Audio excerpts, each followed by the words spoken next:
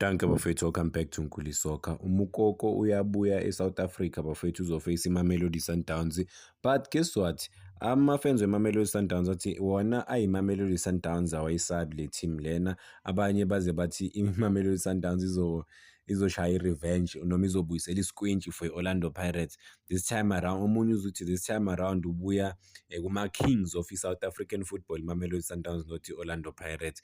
And then obviously abanye bayadispute lento le bathi indaba ayikakapheli kusazobonakala ukuthi i-case lizosolveka. The same thing engikhulume ngayo ukuthi Orlando Pirates obviously ayine-complain laphana ku-CAF.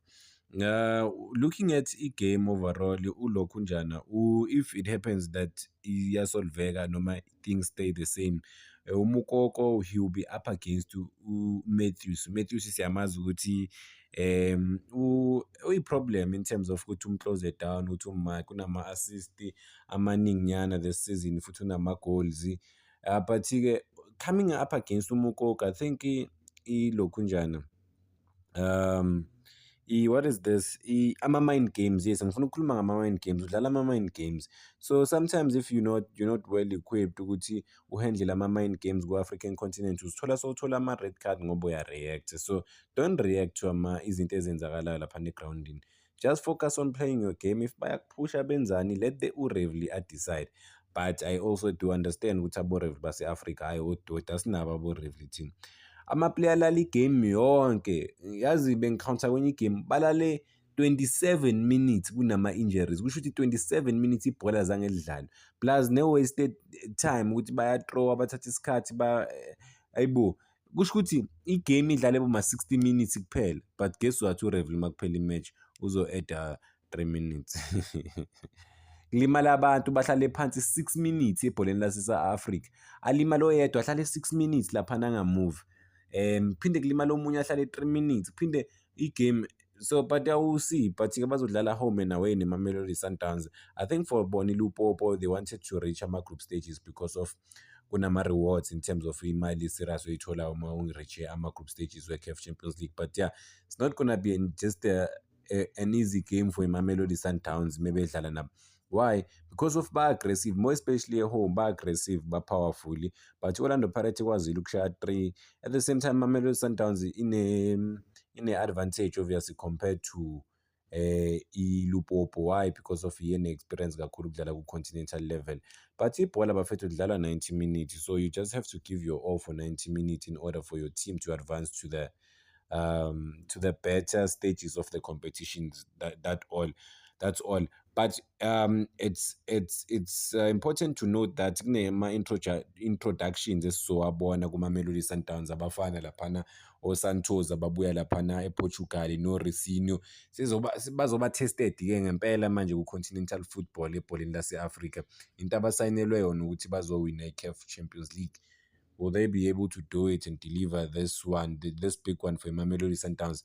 That's the big one. Obviously, ama-player kuMamelodi Sundowns maningi kakhulu ane-experience azokwazi ukusiza ilokhu njani iMamelodi Sundowns ukuthi advance to ama-knockout stages. I don't see Mamelodi Sundowns failing to advance kuma-knockout stages, but ibhola ekugcineni bafethu. But bane-experience, ba-professional in terms of win ama-game. They fight for goals, and then defensively they have improved. And I saw this thing, a trend ukuthi ucoach eMamelodi Sundowns uphendule kanjani ama-journalist mawambuza ngokuthi uyi-defensive coach noma ekhuluma ukuthi uyi-defensive coach. But wavele wabatshela ukuthi they look at izinto like just one side. But yeah, defensively they've really improved. But when it matters the most, just I don't know what happens in Mamelodi Sundowns when it matters the most. Makumele ba-deliver, there's something off. Bagcine bangawatholanga ama-results. But-ke sithembe ukuthi this time around they'll try and push, possibly ukuthi bathole i-win, the win that they need the most. Sikhumbule ukuthi akusiyiLupopo kuphela, but the big one bafethu la abadlala khona noRhulani Mokoena. Siyazi ukuthi MCLG investe heavy ukuthi lethe laphana uRhulani Mokoena nasethimini nje ukuthi ba-improve ne-team, ukuthi i-team ikwazi ukukhompyutha. Siyakhumbula last season banokha out i-Orlando Pirates. I don't think it was nice for bona ukuthi banokhe out i-Orlando Pirates because they just wanna win, they just wanna get ama-results, especially ku-continental level.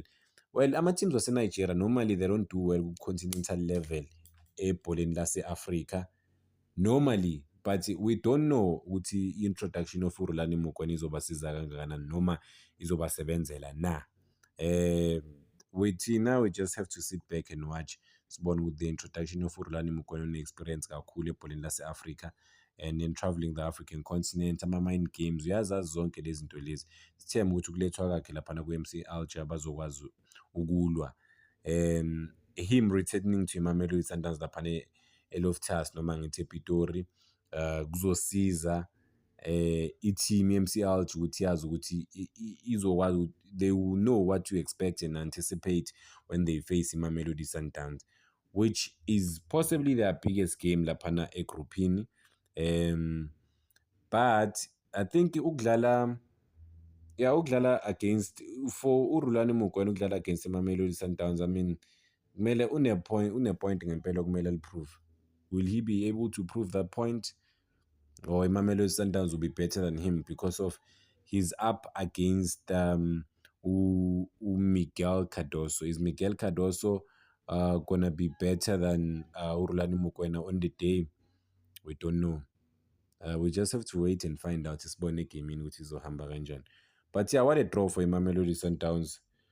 What a draw for South African football, especially the social media banter ukuthi again abantu bazokwazi uku-attack-ana as ama-fans ukuthi uMukoko ukhona, ukuthi mhlampe kuzowina obani. Ama-fans weMamelodi Sundowns, they're just confident ukuthi iMamelodi Sundowns izokwazi ukuwina. They don't fear iLupopo at all. Well, I think they are within their right ukuthi bangayisabi enye team. Why would you fear any team if uyayithemba i-team yakho ukuthi izo-deliver kanjani? Siqhubeke ngama-comment bathi iMamelodi Sundowns izoyishaya le team lena. Bathi futhi omunye uthi iMamelodi Sundowns izowina nge-score serious la. Yeah, I mean i-Orlando Pirates mayizowina i-KC, kusho ukuthi uMukoko ngeke akwazi ukubuya eSouth Africa. It's gonna be very weird ukubona ukuthi i-case izoshape kanjani. I think the biggest thing would be if i-Orlando Pirates yayawina i-case and then nale team lena eshawe iLupopo ku-first game kuma-prelim rounds nayo mayizocomplaina, kungaba yinto ende, but-ke we'll see. Continental Trophy bafethu, this one is a big one, so bane-drama versus soyiwitnessa laphana. I think obviously the stage is set for iLupopo ne-team iyona iLupopo ukuthi ize ebholeni lase-South Africa, nanokuthi bayazi ukuthi they get more exposure mabadlala nama-teams wase-South Africa, babonwa abantu abaningi. Ngiyacabanga ukuthi nabo bazomisela serious.